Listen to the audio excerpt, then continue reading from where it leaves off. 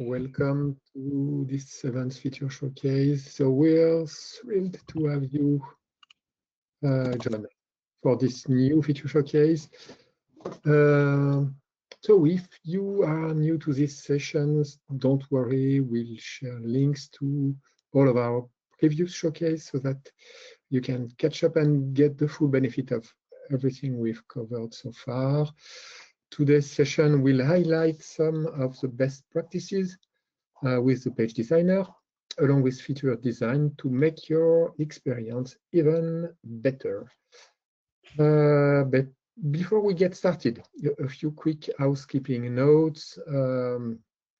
You'll all be on mute during the webinar to help keep the audio clear.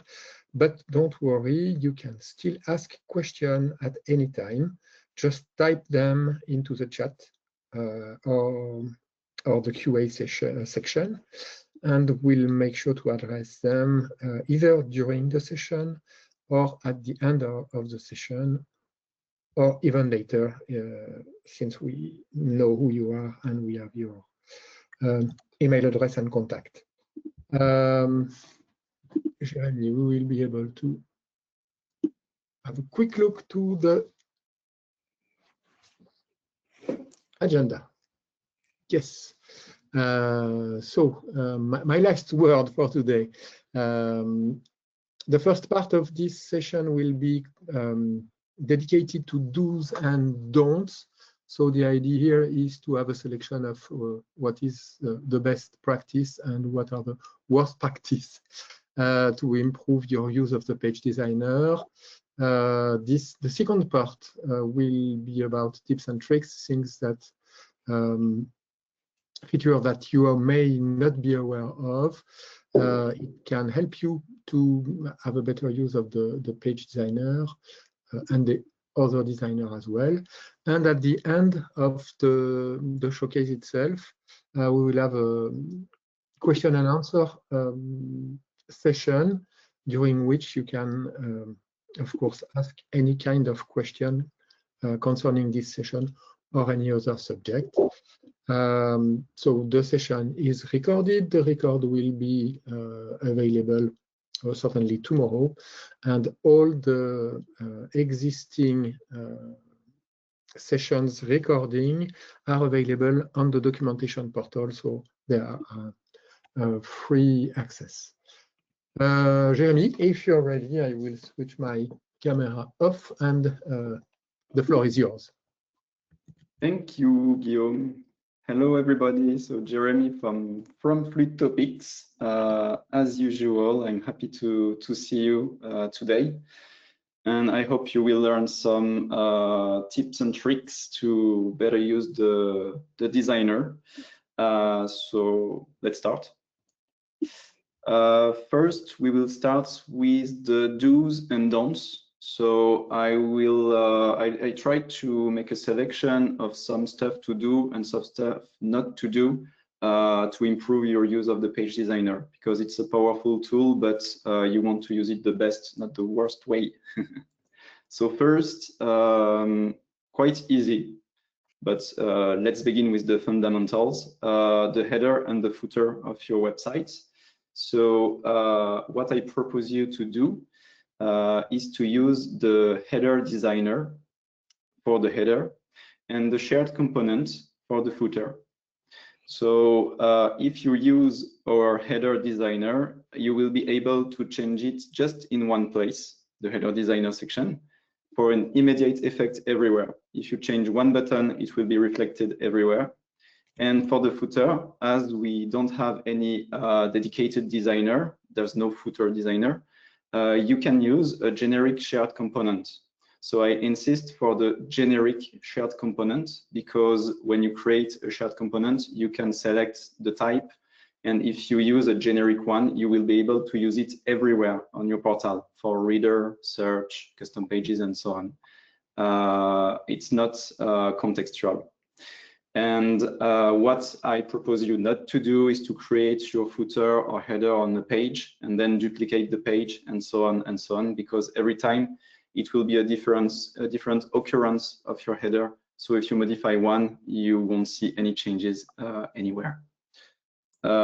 Just a quick reminder, in our portal, when you create a shared component, I told you, when you create a new shared component, you have a bunch of type here. So please select the generic one. This way, you will be able to drag and drop it anywhere. Then let's talk about semantic. We don't talk a lot about semantic, but it's quite important. What I encourage you to do is to use semantic HTML tags when you drag and drop, for instance, simple block, columns, or section, or whatever that allows you to select a correct HTML tag, because it will represent the purpose of this area on the page.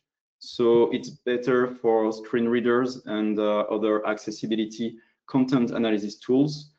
So they will recognize what these areas are made for. What you don't need to do is not to use every time a division tag. It's the basic one. If you don't select anything, it will be a division tag. It's not that bad, but it's neutral. This tag doesn't mean anything for a screen reader. So if you know the purpose of the section, please select the correct tag.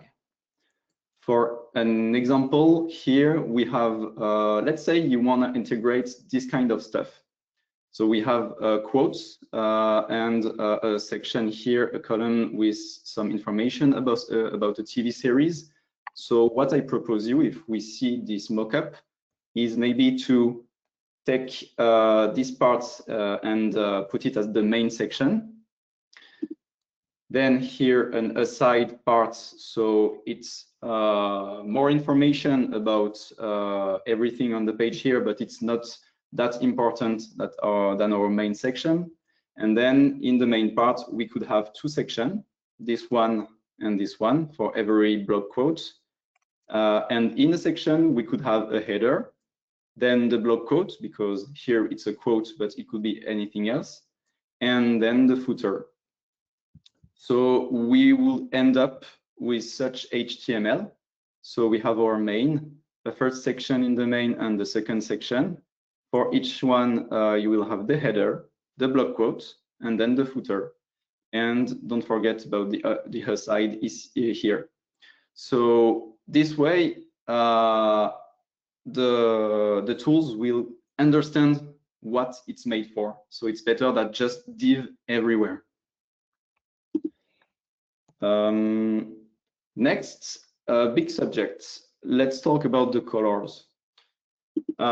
So for the colors, on the do parts, I would say, please use the theme color. So it's quite new. So if you are building your theme right now, perfect, you can begin with this good practice. If it's not the case, it's not a problem, because step by step, you can migrate your design with theme colors. It's not a problem. So you have the choice when you add a color in your designer to select a theme color, which comes from the Theme Studio, which is a new tab we added in the portals of Fluid Topics. Or you can use a custom color with an hexadecimal code, which will be hard-coded. So that's the problem, because if you use theme color, you will be able to change the color in one place in the Theme Studio for an immediate effect everywhere on your portal. So if tomorrow the marketing team will say, no, the main color of our brand is red, you can change it just in one click. If you don't use the theme color, you will need to replace everywhere on every page the hexadecimal code for the new red of your brand. And moreover, if you use theme colors, you will be able to create additional themes because you will be entering the equivalent color for each registered variable, for each registered colors that you created. And for the CSS, the ones knowing a bit of CSS, it's because we're using behind that a CSS4 variable, which is not the case here, of course, because it's hard-coded. Let's take a look at an example. So here I have a section to show you colors. I will maybe zoom a bit. So my primary color currently is this purple. Where does it come from? It comes from, in the design part here, we have the theme studio. And I created a theme named feature showcase number 7, just for the purpose of this demo. So I just have one color, which is my primary color. And the CSS variable is named this way, ft custom primary. And this is the color I'm using currently. So now if I go on a page, it's a custom page currently. I showed you 3 examples. So first, what not to do, the color of this text has been hard-coded. So if we take a look in the styles, in the CSS properties, you can see that the color is our hexadecimal code. So it's hard-coded. You can see it in the text section too. But if we take a look at the second example, you can see here that our text has been variabilized for the color because here we switched to a theme color. You can switch here from a code, hexadecimal code to a theme color, and I'm using the primary currently. So the result here is that we have our CSS4 variable. But you don't have to take care about this one if you don't know about CSS. You just have to select your color here. And last, we have a rich text in which the color has been hard-coded. So this time we don't have any color specified here. But if we open the rich text, we will have the color directly in the rich text editor right now. So right here. So this is not a good example too, because you will see, I will try something now. I will change my color here. So let's take a nice red. It's not nice at all. And then let's refresh our page.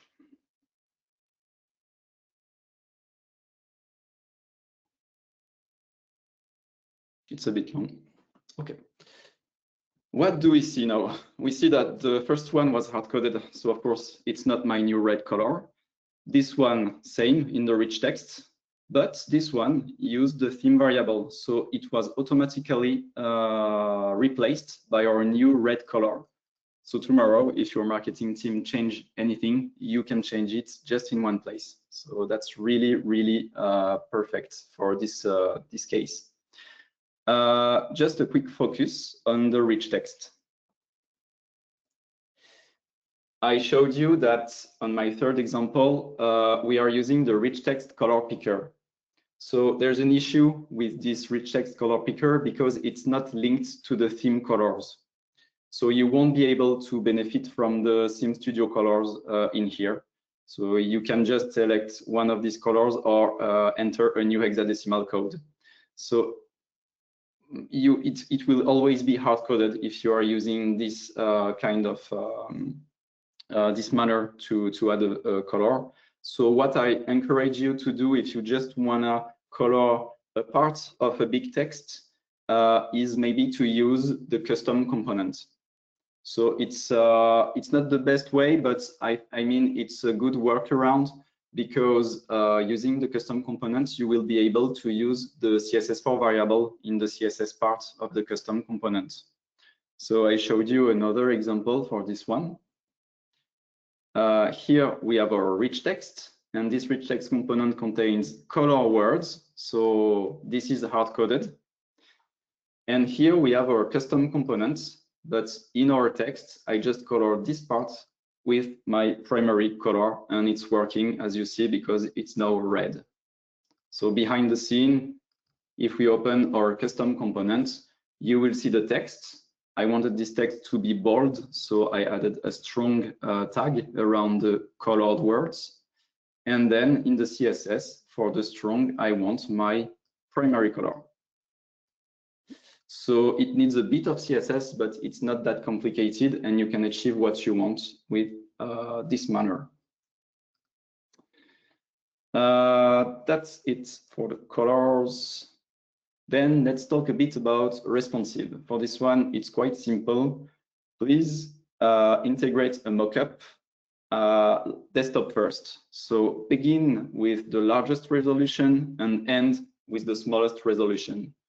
Why? Because the styles applied to one resolution are implicitly preserved on the next one. But the opposite is not true. If you design for a mobile first, the styles won't be preserved on the previous one. So to be simple, go from left to right, not from right to left. And for the ones knowing CSS, it's because we are using breakpoints, and these media queries use the max width and not the min width. Let's take a simple example for this one. Here I have two texts. The first one, the color has been applied on the largest resolution.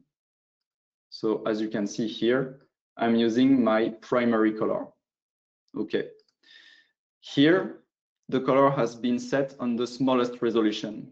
So currently, I'm on the desktop resolution right here. So of course, I don't have my color registered right here. But the problem is that my color is not the good one currently. And if I switch to tablet, and then this one, this one, this one, and finally this one, okay, now the color has been set here for the second text, but for all the other resolutions, the color is not the good one because we have to go from left to right. And here, I didn't define anything for all the other resolutions. It's always empty. Sorry. I just put the correct color in the first resolution here, and it will be inherited every time for all of the other resolution. So please do it this way, desktop first, from left to right. It was for the responsive. Next subject, we will cover a lot of different subjects today. The translation. So that's a big one. I just covered the main principles, but we will talk about it later. We need more time, I think, for this one. So first, translation. How it works with translation files. So you can find these translation files. They are XML files under the portal languages section. I will just hop on this section right now for those who don't know. Or I will just put my color back because it's quite disgusting with this red. Okay, so in the portal languages, we have for each languages the portal labels, but also the custom labels for design pages. This is the one we are looking for because we are covering the designer today. So here you can download the file and upload a new one. So if we download the file, you will see this kind of stuff in here. So first we have our local. So here is the file for the English language and here for the French language. And we don't care about the comments, but here we have an ID for our label and it's feature showcase 7. It's my context. And then demo, it's my key. So we always have a context and the key separated by a point. And here we have in the translation our text. So this text comes from the English translation file and same in French, ce texte provient du fichier de traduction français. So these are the same, but in English and in French with the same key, context and key. So how to use it now? We have uploaded our translation files with this key. So to use it, you have two ways, even three ways. The first one is the localized label. So of course, it's the out-of-box component we provide. If you drag and drop it in the page, in the settings, you just have to fill the context and the key. And that's it. You will have your string for the currently active interface language. In a custom component, you can also use it. There are two ways, in HTML and in JavaScript. So in HTML, it's just the tag ft localized label, and you have to put your context equal to and your key equal to. So that's basically the same, but in HTML. And here in JavaScript, I will not cover it in detail, but we are looking for an I18N service, and then we fetch the context and look for the correct key. So for more advanced use, it could be a good use to call them in the custom component. So you can display the text alongside other dynamic informations or make some tests, some conditions. I don't know, maybe it's the good way for you, depending on the usage. Here are an example, some example. So first, this text has been hard-coded in English on the page. It's a rich text. I put my text right here. It's not the good way to do it, of course, if you want a multi-language website. Then we have our localized label. So the localized label, if we are looking in the settings, we are fetching the Feature Showcase 7 demo. And what is the output? This text comes from the English translation file. So it's the string we are looking for. And finally, our custom component. If we are opening if we open the code, we can see the HTML way. I didn't use the JavaScript for the test. But here is our ft localized label tag with the context and the key. And I added raw text right after that, and it's called from a custom component. So as you can see, if we run it, we can see our English text from the translation file. And I added a language switcher behind it, below it. So if I refresh my page, I will show you. So we have all of the English translation. Then if I switch to French, you can see that this text was hard-coded, so it's still in English, of course. This text is in French now, because it comes from our French translation file. Same for this one in the custom component, but after that, I added raw text in my custom component, so it's still in English. I will switch back to English for the demo.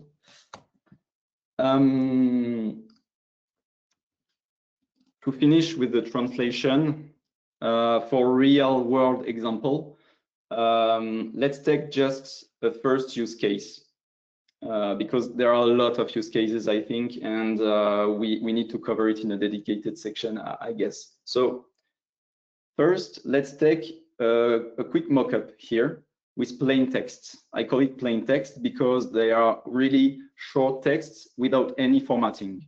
So we have a heading, a quick text here, and 3 text under images.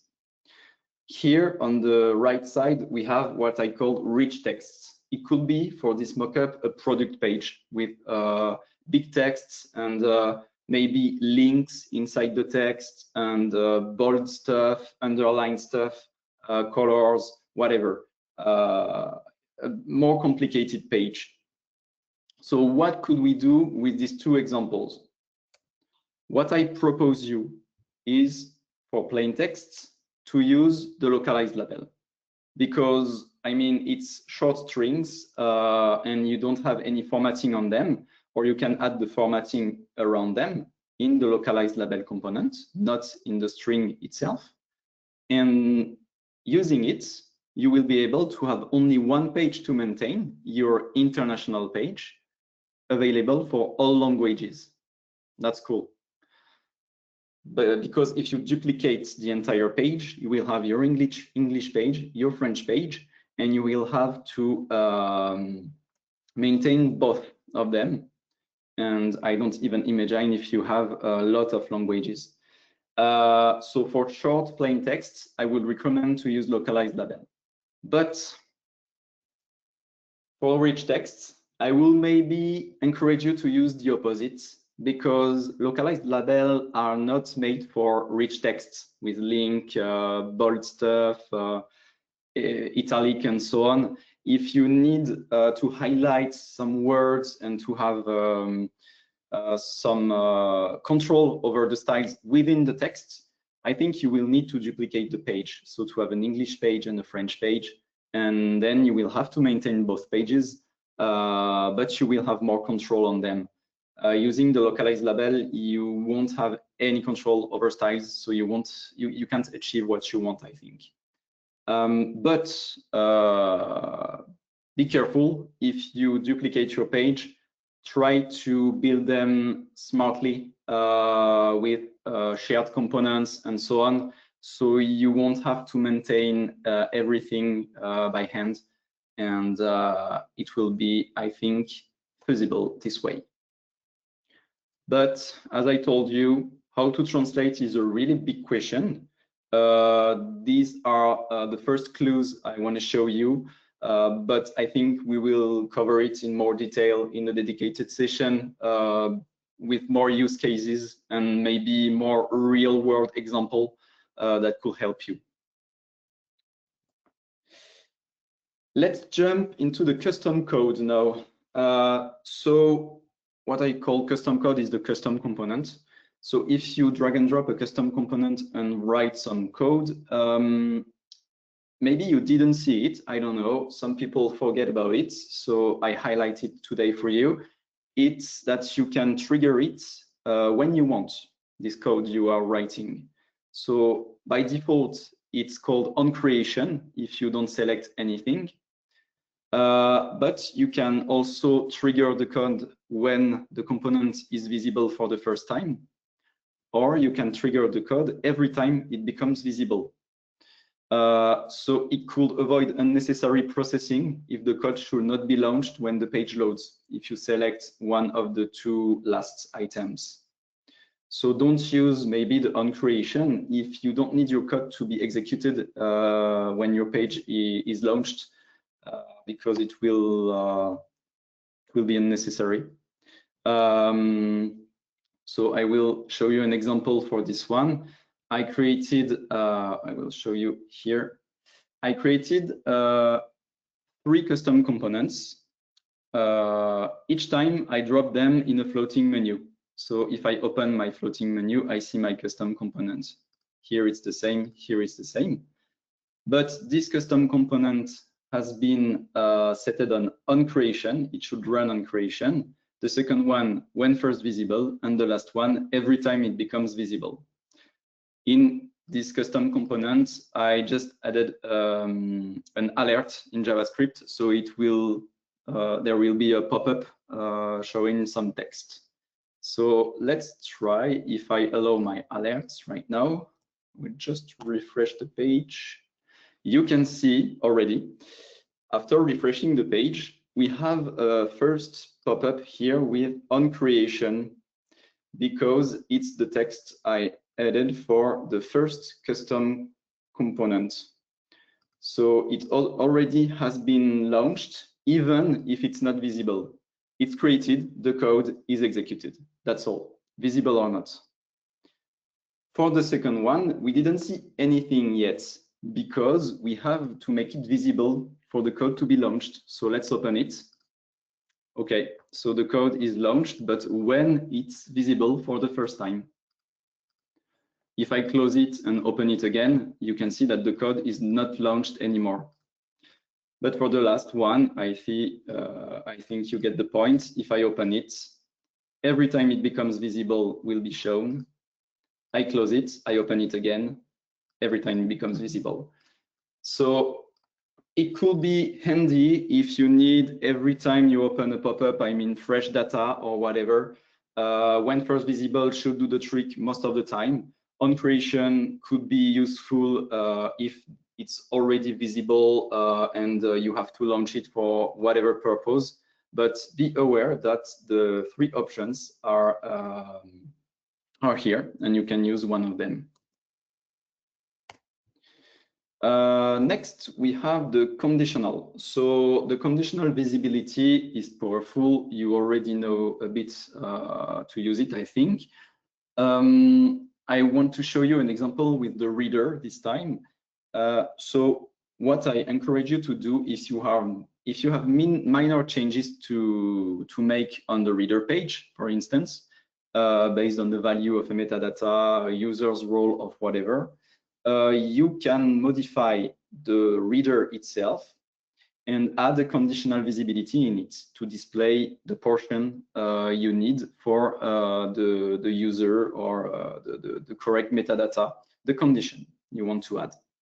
So you will have only one page to maintain this way, because duplicating it, my use case here is to add a banner. For instance, if I duplicate my reader to add my reader with banner, it could be really time consuming to maintain both pages.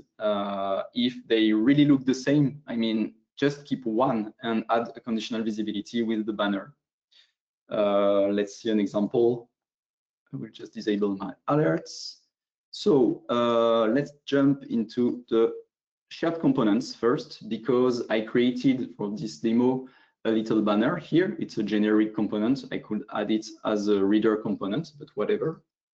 And it's just this banner here with an icon and a text. Hey, have you seen the new Fluid Topics website? If not, there's a new Fluid Topics website and it's really cool. So go there after the webinar. It's really nice. The marketing team has done a great job. So here is my banner. It's a shared component. If I go to my reader, I will open my default reader. And basically, I just want to display this banner for developers. So I will not duplicate the reader. I just want the same look and feel. So I go in my shared components and I will drag and drop the banner, let's say right here. So there's a section here, my banner, and then another section. But I want it to be displayed only for developers. So I add a conditional visibility component. I will drag and drop my banner in the conditional visibility component, and I will add my condition. So I will add, oops, sorry. I will add my rule, which is, let's say, document metadata. I don't remember, audience. Yes, audience cleaned will be developer. And I will add my rule. I will delete the min height because I want my banner.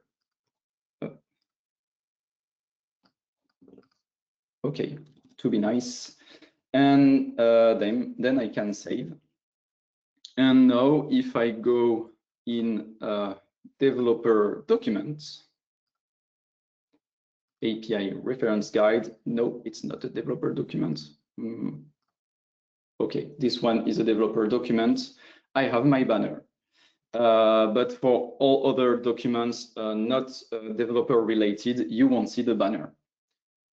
So please be careful. Think before you act. Think of the purpose of your change. If it's the same reader, same look and feel, just add a conditional visibility, and it could do the trick, really. Okay, then that was it for the do's and don'ts. Now I will show you some tips and tricks. So it's not things to not to do or to do, but just some helps. So first, I will not show a demo for this one, just a quick reminder. When you are happy with a home page or a custom page with your design, you can duplicate it as a page on the home page. Or if you're happy with your custom page, you can duplicate it as a home page. So when you click on duplicate, you will see a pop-up showing you that you can. So just be aware that it exists. For the page status, we forget a bit about this one, I think. So we have two status of a page, a published version and a draft version. We can have both. So you can switch from one to another. You can easily work on your draft version while your users will still see the published version. So try to use it, and especially with the new button that our developers added in the bottom left corner of a page that you are viewing, you can switch to the draft version or the published version easily. I will just show you a quick demo. If you're on your custom pages, I prepared a page draft versus published. If I open it, you can see that I just have a title published version. So currently it's published. And if I try to open the page, I just have the open published because I don't have a draft version right now. So I will open it. Okay, published version, perfect. Then I will modify my page and I will change the title to draft version. Now I'm working on my page to try some stuff. I will just save and not save and publish. It could be save draft. So here, if I go back to my pages, if I click on the three dots here, you can see that we now have the open published and the open draft because there's a draft version. So if I open my draft version, you can see that it's the draft version. Still, if I refresh my published version, the same, of course. The user will see this one. You can work on this one. And if you want to manage the previews here, so the bottom left corner, the button here, you can disable the draft preview. So you go back to the published version easily. And moreover, if you noticed, in the address bar here, you have your page name and then a parameter in the URL called version that you can put here equal to draft if you want to see the draft version.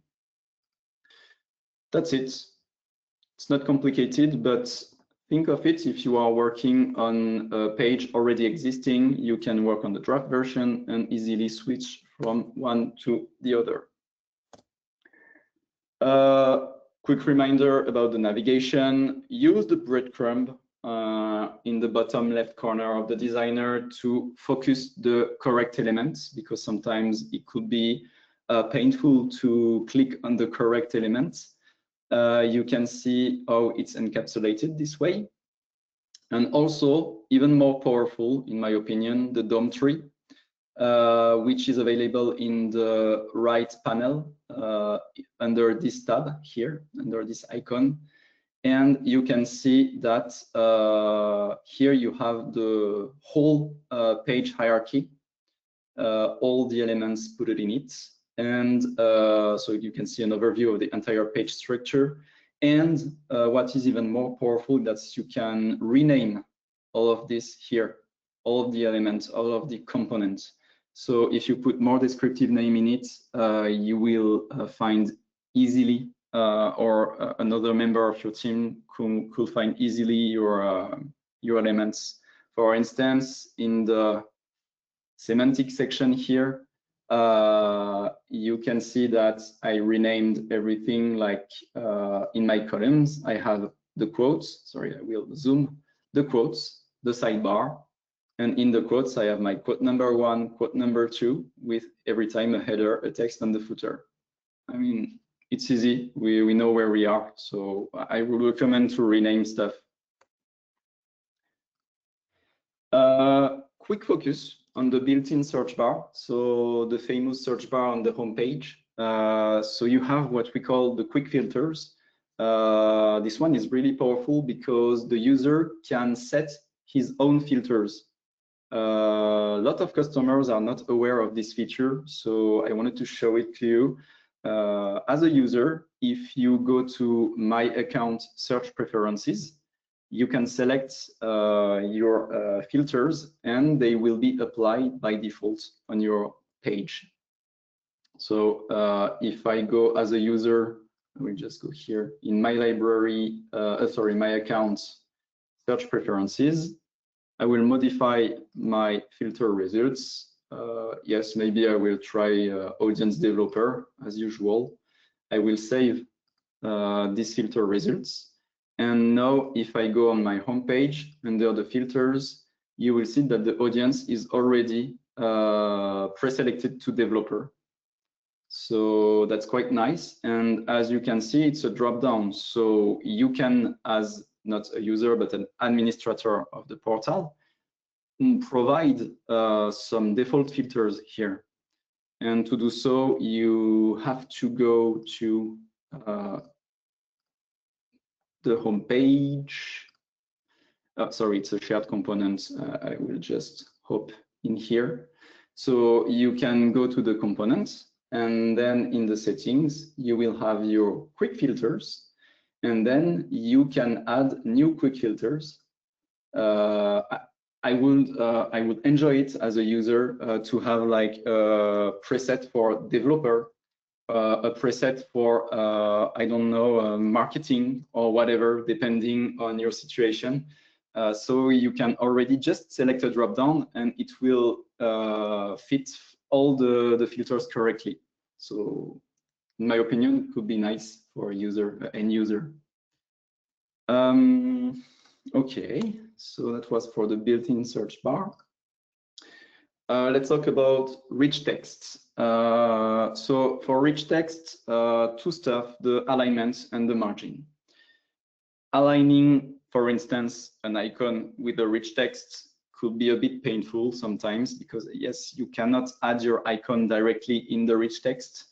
You can add it in a custom component. So again, maybe it's the best solution. But if you want to stick with the rich text, there are two ways to align your elements. If you put a wrapper around the text and the icon, you can use then the display flex property on the wrapper. Sorry, there's a bit about CSS here.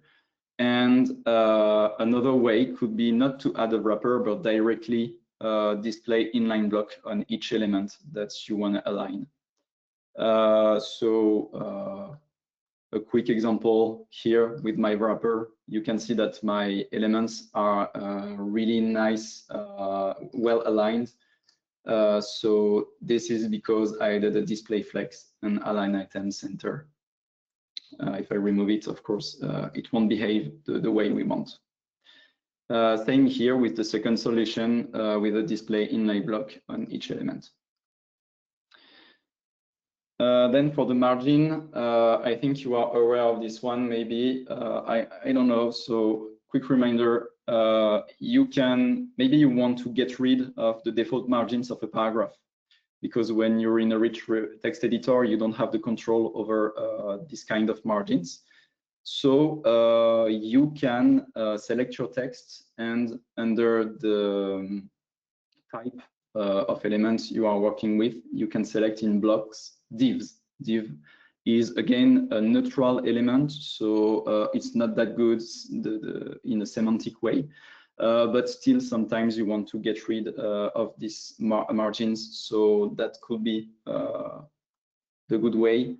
So as you can see here, I represented the margin of the paragraph with some orange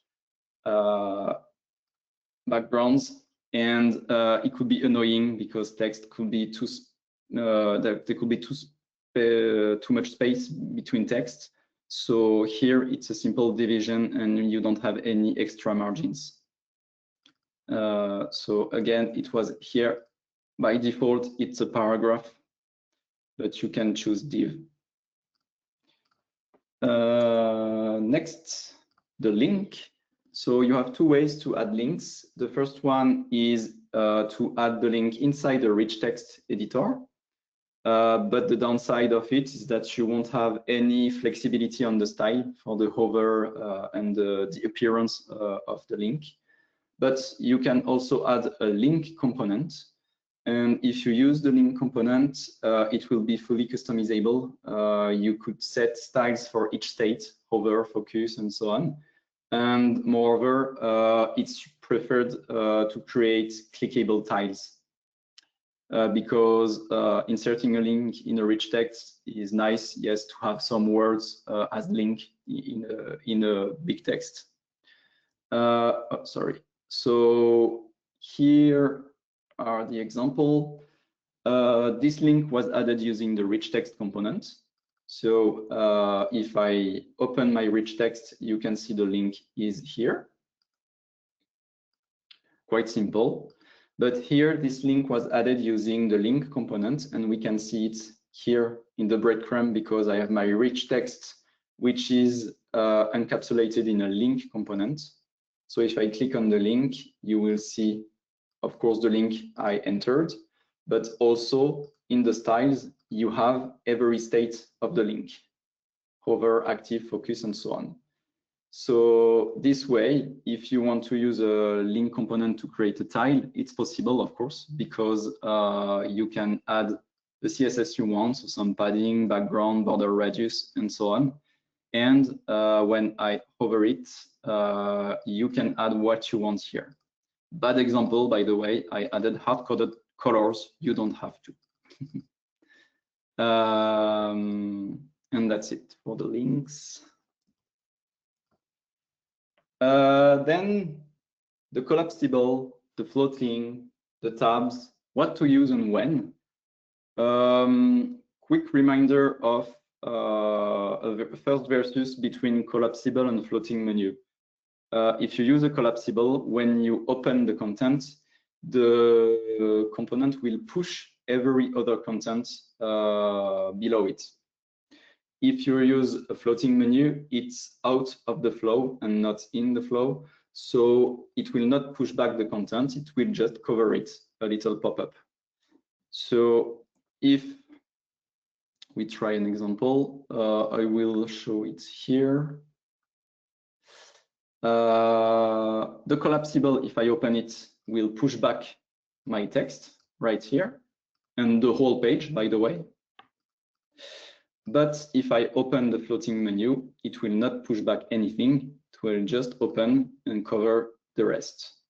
But still, the look and feel is quite the same if you want to, but the behavior will not be the same. So choose it carefully, depending on what you want to do.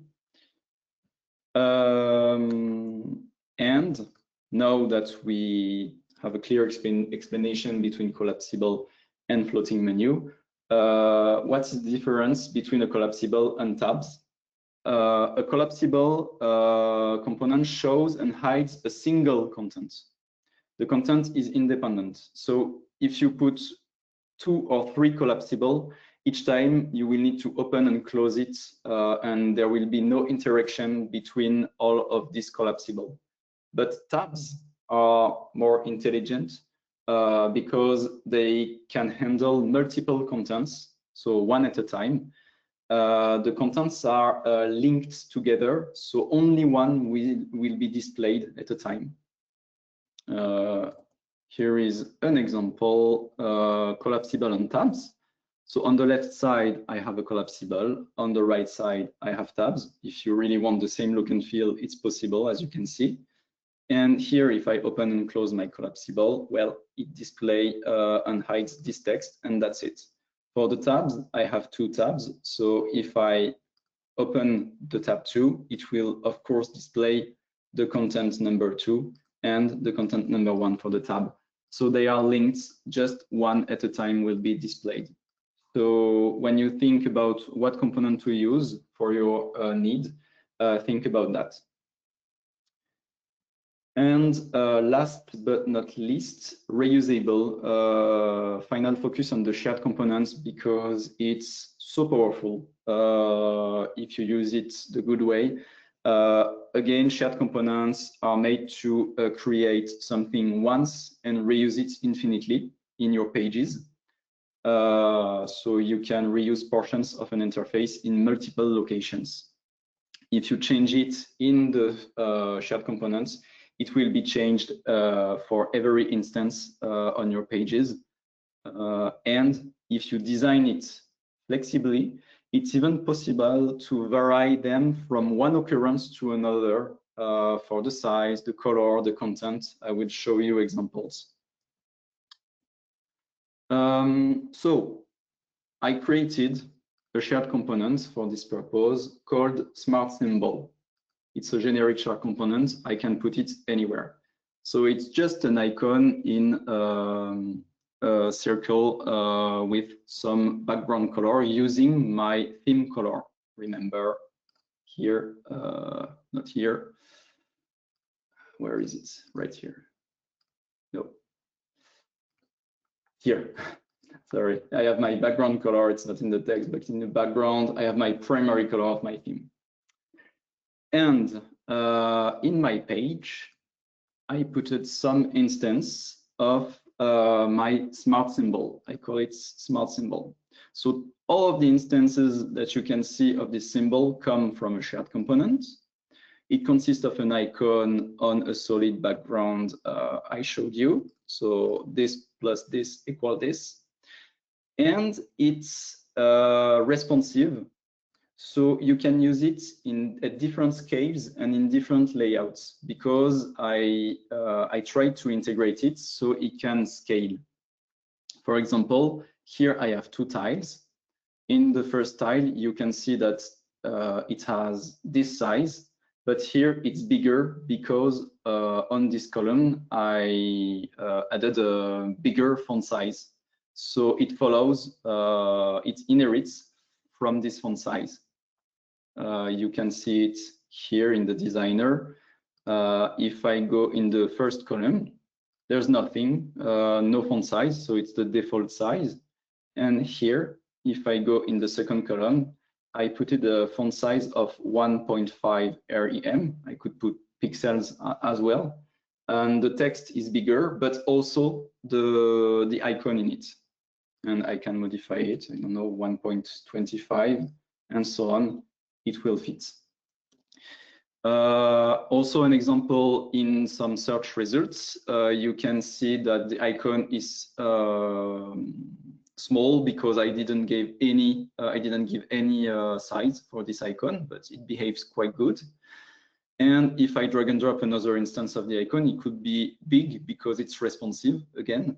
So you can have a big icon if it's SVG. And what is powerful is that, remember, we used the background color, the primary color of our theme studio as the background color. So what if we want just to override it for one occurrence? We can go to the CSS properties and override our FT custom primary because it's using it currently, and put anything in here. So currently it's this color, but I can put a blue or whatever, it will work. So it's quite powerful. And this leads me to the last example. I tried some admonitions with a shared component. So the thing is, with admonitions, we want the text to be different each time and also the icon. So I created another shared component called admonition. And it's made of three stuff. The first one is a wrapper, and it's using a border color, a border left. And then we have two slots, the first for the icon and the second for the text. So it's two places you can put the content in each occurrence. So now if I go back to my page, you will see that here I put this rich text and this icon, here this rich text, this icon, and so on. Okay, so that's perfect. But now what if we want to change the color from one shared component to another? Well, you can do it because I showed you we have a border left color.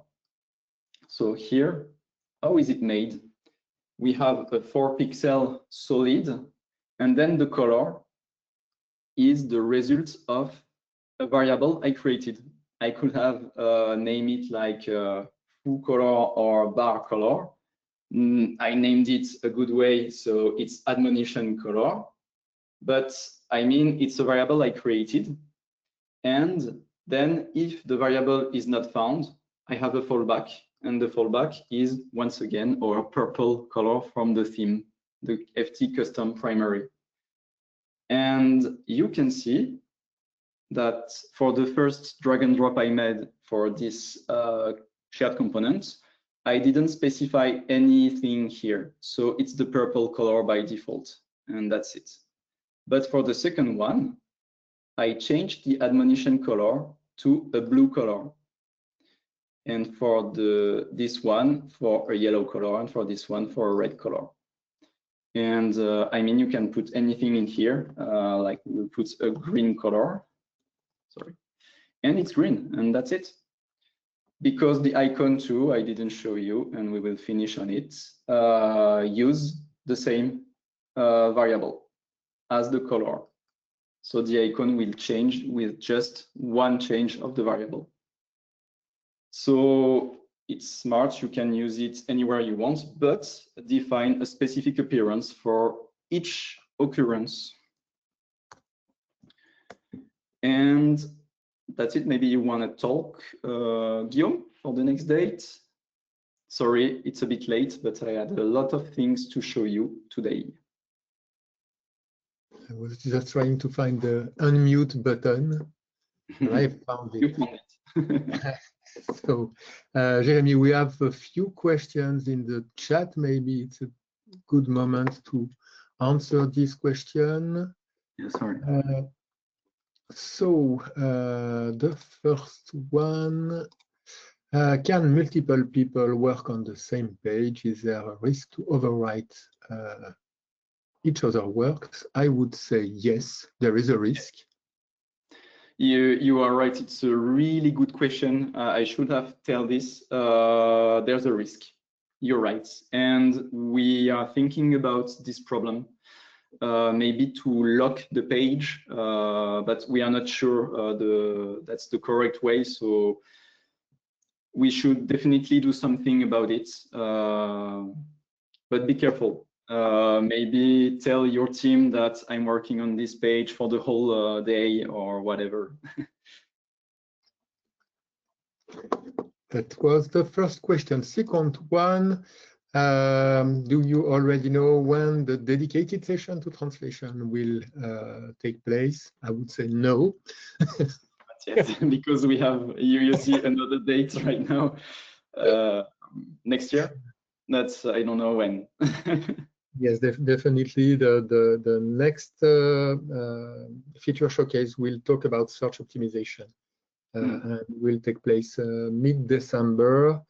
It will be about vocabulary, search business rules, metadata, and so on. A lot of things that have to be said about search optimization. So this is our next priority. But the question about translation is definitely a very interesting subject, and there are many things to do. I would say that it would be absolutely great for us to prepare the best way this feature showcase to discuss with us. So you can contact the what is the name of my department? Customer management. Sorry. You can contact us directly to give us your use cases about translation, what you are trying to do.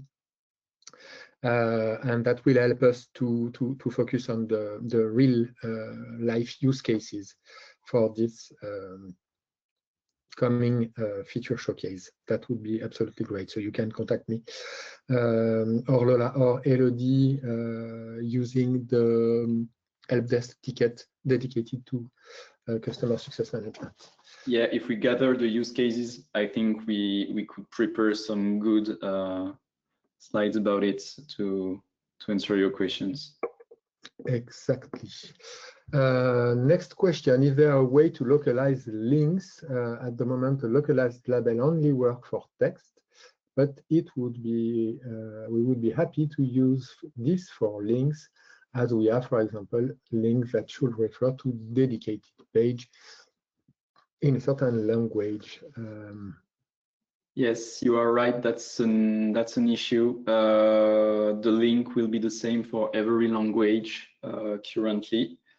Really good question, and I'm not sure, but maybe the translation file could be used to create the links dynamically using then a custom component.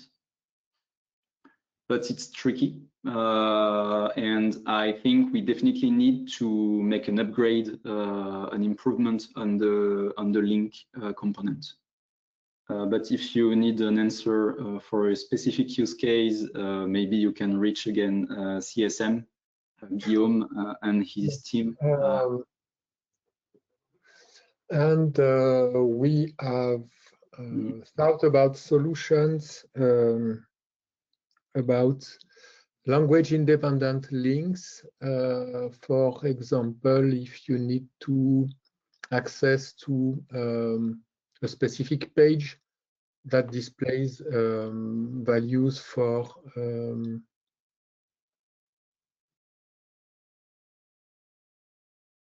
a taxonomy level, for instance. I have already thought about some workaround that are not that elegant, but could be efficient.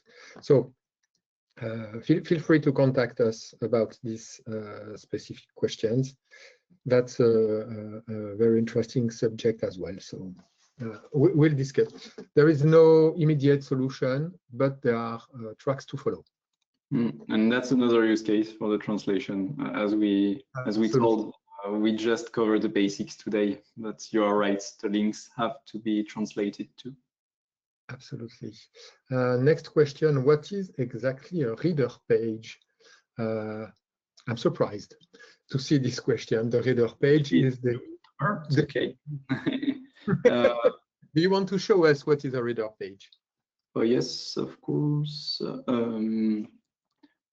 Okay, so I will be quick, but we have multiple type of pages in free topics, the home page, some custom pages, the search results, and the reader page. These are the four main. And the reader page is meant to display a document. So first you will have your home page, you will make a search, it's the search page, and then if you click on a document, it's the third type, it's the reader page. So you can read your document, and that's it.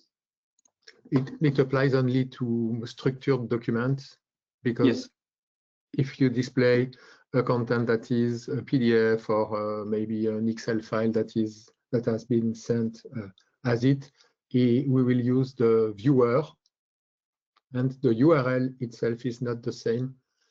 Because you have a /v when you use the user, and the /r if you use a reader. The reader is the way to display a structured content. And because free topics can be configured with many different types of reader page, you can create templates for pages that will apply depending on what kind of document you are displaying. For instance, having a specific reader for marketing content, a specific reader for release notes, a specific content for, I don't know, reference guide, and so on, with each time rendering of the content that can be different, and switching between these reader is based on metadata values and rules. I hope that we have answered this question. The next one, I would really like to have a larger zone to see the questions. If I want a set of admonition, should I create a custom component for each type? Info, warning, and so on. Very good question. First, I didn't tell it, but admonitions, sometimes we are talking about admonitions in the content of a topic. So it will be a different case. What I showed you is really about the designer, and the admonitions I showed you is not part of the content of the topic. So first, be aware of this one. And if you want to create some stuff like the admonitions I showed you in the demo, then, but I showed you, you can maybe create just one type of one shared component, one type of admonition, and then with the slot, which is the space you can drag and drop anything, you can put anything you want. So for instance, here I can search for the icon, and you can see that the slot is empty for the icon, so I can drag and drop it. and then select the correct icon I want. So I don't remember information, maybe. Yes.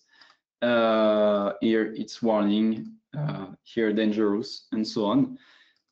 So maybe just one component could do the trick.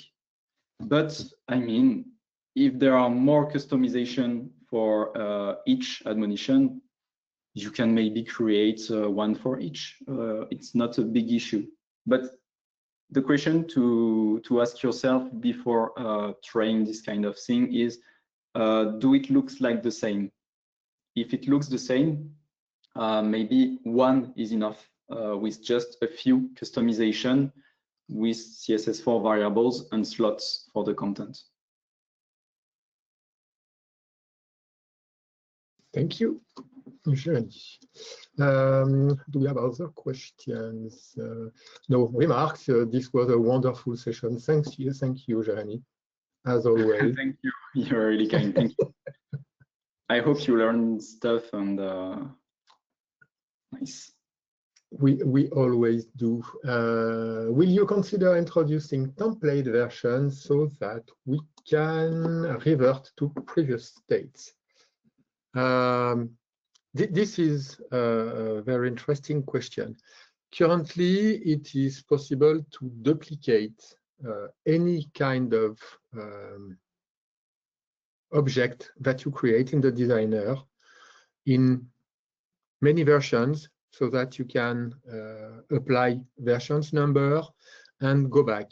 The same way you can import and export if you want to save your work. So there are many ways to do it using the current tools that are available in the designers.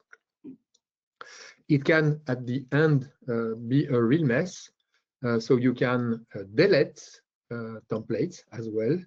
So there are many ways to manage it using the tools that are currently available. One day in the future, we hope that we will be able to connect this tool, but many other tools inside Free Topics, like the configuration, the settings, and so on, to tools that are more like Git, for instance, in order to have versioning automated and so on. But that's definitely not a very high priority for the next year, at least. So if I have an advice to give, it would be to do the best with the existing tools, duplicate your template, name it using versions, and keep your interface clean so that you will find exactly what you want. And don't forget that you can use draft and published version for each of the component that you will create here, the default templates and so on. The tool is very easy to manage this way. According to me, I don't know, Jeremy, if you share my... Yeah, I totally agree with what you said. I mean, if there's a slight change to do on the homepage, maybe you can just work with the draft. If just some text to validate with your hierarchy or whatever.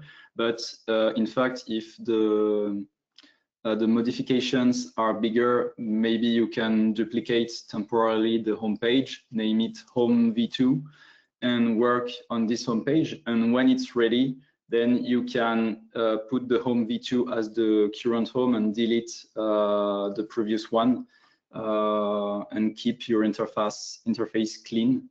That's a good solution too. So by duplicating or using the draft version. Yeah, and I see certainly a last question.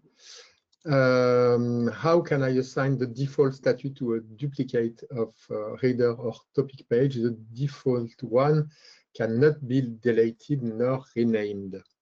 Yes, the reader specifically. This one, yes, you cannot delete it, in fact. And the same with the home page, if I remember well, the fallback one. Yes, we cannot delete this one. I mean, it's for the security purpose to always have a home page or a reader, I guess. I don't remember exactly. but still, so what was the question? What we cannot delete it? How to make it the default one? How to take yes. any Okay. template that you do and make it the default reader? Actually, I think it's not possible. It's a really good question, because I already encountered this case for a customer, and I mean, I had to rebuild it on the default reader.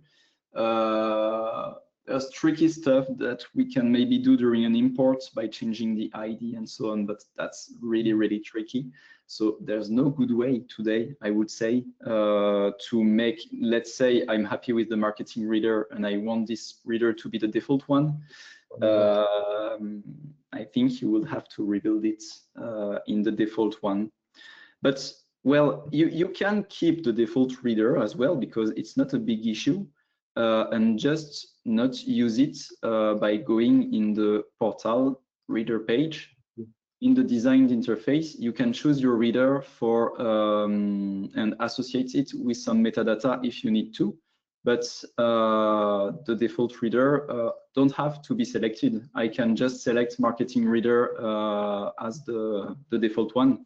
And I would encourage, maybe if you're really happy with your reader page and it's not the default one, that's not a big deal. Keep your default reader and keep your wonderful design reader page and use it at the bottom of the list of the rows here. I would add two things.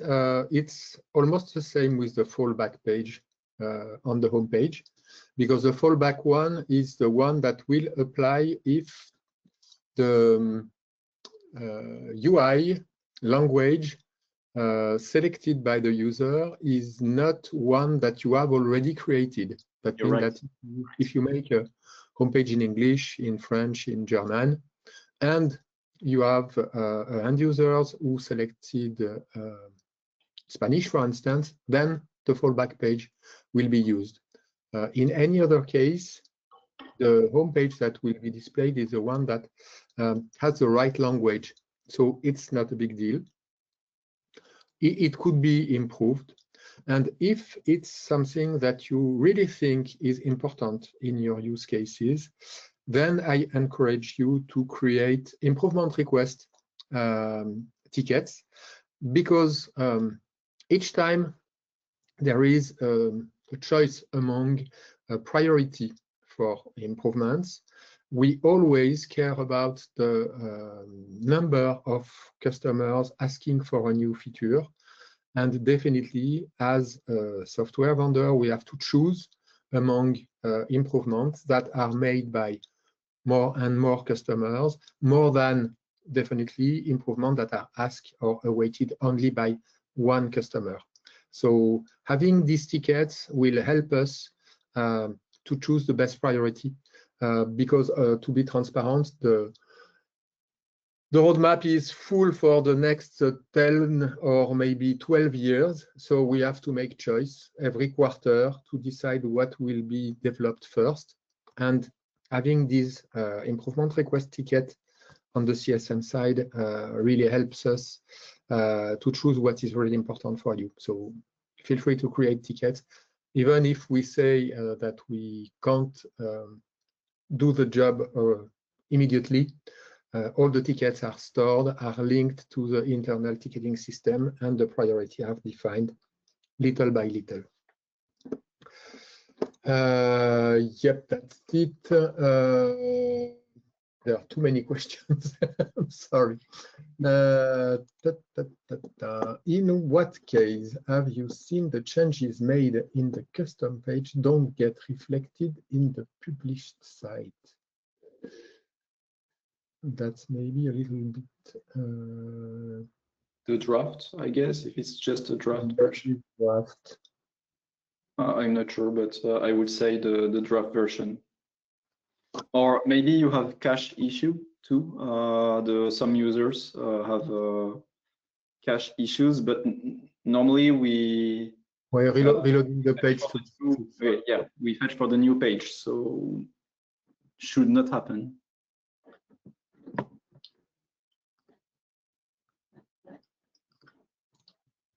How can I assign the default status to a duplicate? Okay, thank you. Not really a blocking issue, but more like enhance of ergonomy. Definitely, yes, that's the case. So feel free to create a ticket, Eman. It will be a pleasure to add it and to link it to already existing ticket in our roadmap. And I have a last question, especially when I set a display none at one breakpoint and want to show the element again at a smaller breakpoint. Have you ever seen cases where the change does not get reflected on the published site? I would say no, if there's no CSS issue, because maybe we can try. I will not be able, I think, to reproduce the case, but a customer had a problem, a similar problem, because some CSS here was broken on a portion of the reader, and then it broke the rest after all the other markup. So that could happen with this kind of stuff. And I'm aware of this thing, so I never told it, but it's like a bug we have to fix. You know, you can put some comments in CSS. So if I don't want my gap of 20 pixels here, I would add the comment right here. Okay, so it's working, I don't have my gap. But if I put my comments in the last line, it could break a bit the rest because the comment will not be closed. You saw that when I blur out, now it's maintained, but sometimes you don't have the comment, the closing comments, so it could break some stuff. Not always, but maybe in your case, it was the problem. I'm not sure. But still, if you put a display none, it should work after that if you want to display block again. So let's say I display none this part, and I already displayed none, I don't know, and displayed block again. Yeah, it should work. None, none, block. I don't know. For this, maybe a support ticket. yes, exactly. Yeah. That's what I was thinking about. Maybe the best thing to do here is to create a support ticket, and we will care about it. I think we don't have any questions anymore. So thank you very much for your time. Thank you very much, Jeremy, as well for all the energy you put in this feature showcase. That's great. The video will be available on the documentation portal very soon.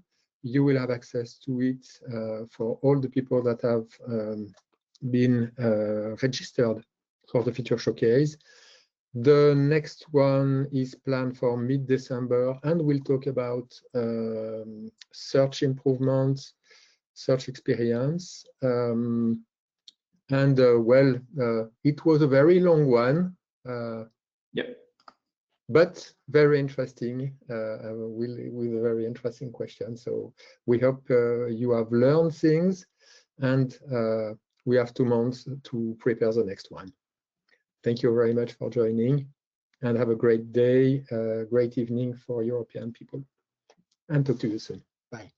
Yes, goodbye.